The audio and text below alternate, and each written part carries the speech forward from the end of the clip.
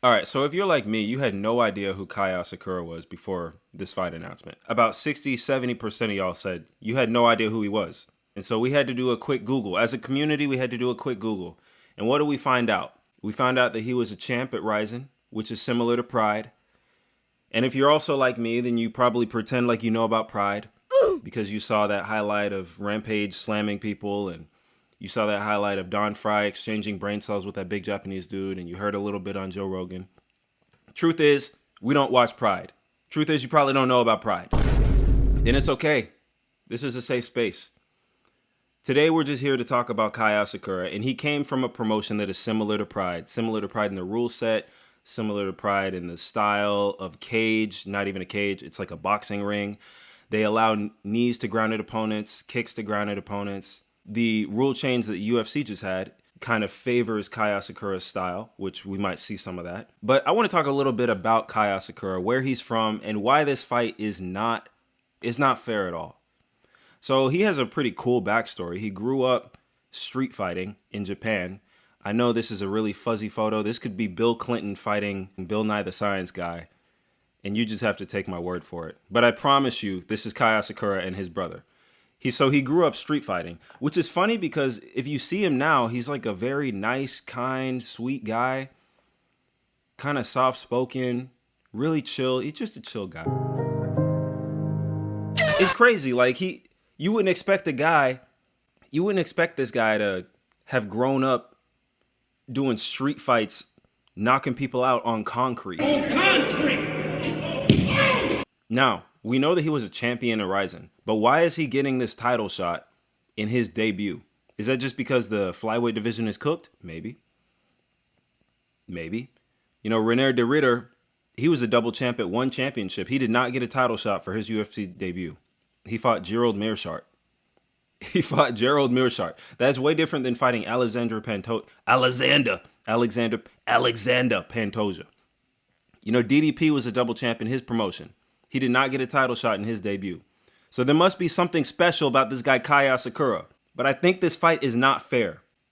Now, first off, do yourself a favor. I know this week you're going to have a lot of Ian Gary interviews coming up. Don't watch the Ian Gary videos. Spend your time watching Kai Asakura highlights. This man is a freaking animal.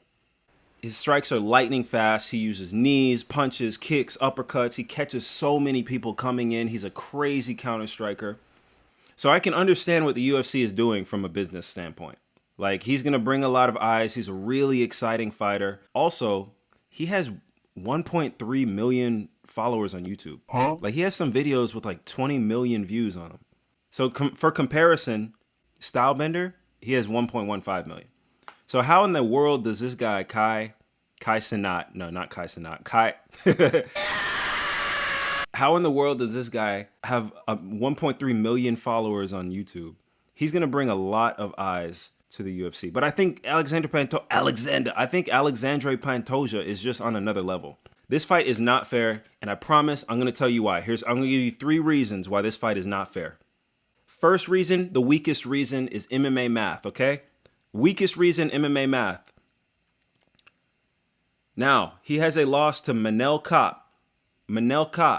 Is Manel Kape even in the title picture in the UFC? No, he's not. Now, he beat Manel Kape earlier in 2018. Where were you in 2018? 2018, I couldn't even grow a beard. Right now, I'm shaving hair off my upper cheeks. That's so long ago. He beat Manel Kape. Manel Kape comes back, beats him too. Okay? But I will say, bro, he made Manel Kape look like a claymation drawing, bro. It was one of those knockouts. Like I said, man, use your time this week. Ignore the Nina Drama Thirst Trap videos. Just watch some Kai Asakura highlights. I promise these fights are so good. But Manel Kape came back and beat him. Yeah? Manel Kape came back and beat him in 2019. TKO. All right, let's look at another loss. Kyoji Horiguchi. All right. Well, if you look right here, he beat Kyoji Horiguchi, and then Kyoji Horiguchi came back and knocked him out too. Okay, not looking good for the MMA math. We got another one. Same thing. He beat this guy, Hiromasa Uikikabu. And then Hiromasa Hikukabu came back and beat him too. Okay, so If we use MMA math, mathematically, this is going to be bad. Okay, he does not add up to Alexandre Pantoja. Now, not only that, here's my second reason why this is not fair. This guy, Kyoji Haraguchi, what I just found out today, guess whose training partner he is? Guess whose training partner Kyoji Haraguchi is? They train at the same gym. They have the same coach. Oh, don't cry. Don't cry. No, don't cry. Their coach has done 2 camps for Asakura already. So all the knowledge, all the film, all the experience, they have a win over Asakura and they have a loss over Asakura. So at American Top Team, they got the Asakura, they got a whole data bank on Kai Asakura. And you know Kyoji Haraguchi, he's in Pantoja's ear the last 2 months. He's like, oh yeah, when I fought Asakura, you gotta hit him with the left one too. Pantoja's are like, I know, I working so hard.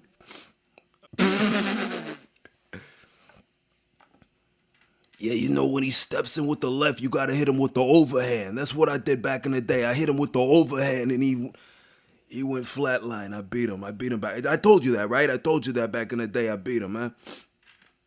Yeah, I don't know. I've been watching the Penguins, so Kyoji Haraguchi sounds like the Penguin now. Now, 3, this is what I think is most telling and why this fight is completely one-sided. It is not fair. Absolutely, guys, this fight is not fair at all.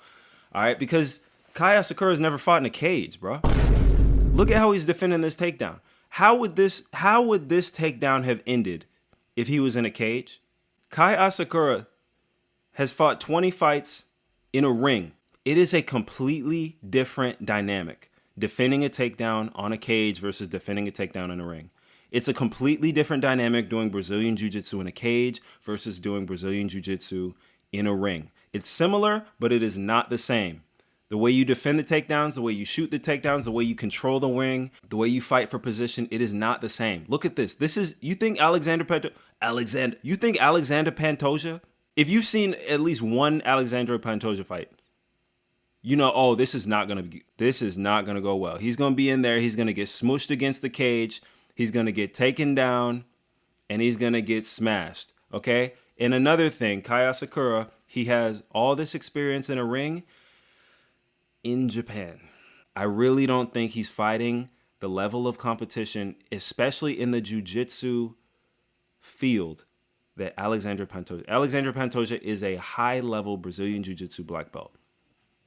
And he's going to be in the cage in his home territory. This is going to be the 3rd time he defends the belt. If he beats Kai Asakura, he will have the 2nd most title defenses in the flyweight division behind Mighty Mouse Johnson. This is not fair. It seems like everything is leaning in Pantoja's favor. Okay, the style of the ring, the style of fighting. He has the home turf. He has the experience. He has the coaching.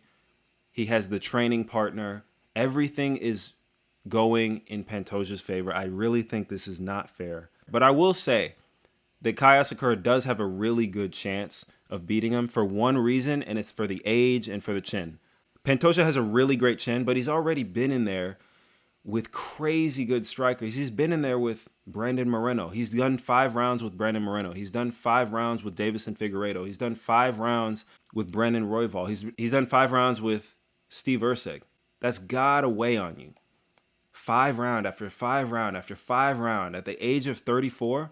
Kai Asakura has the speed advantage and he has a striking advantage. And if he cracks this man, if he can keep the distance, if he can stuff the takedowns somehow, and if he can hit him the way he hit Haraguchi, honestly, I won't be mad.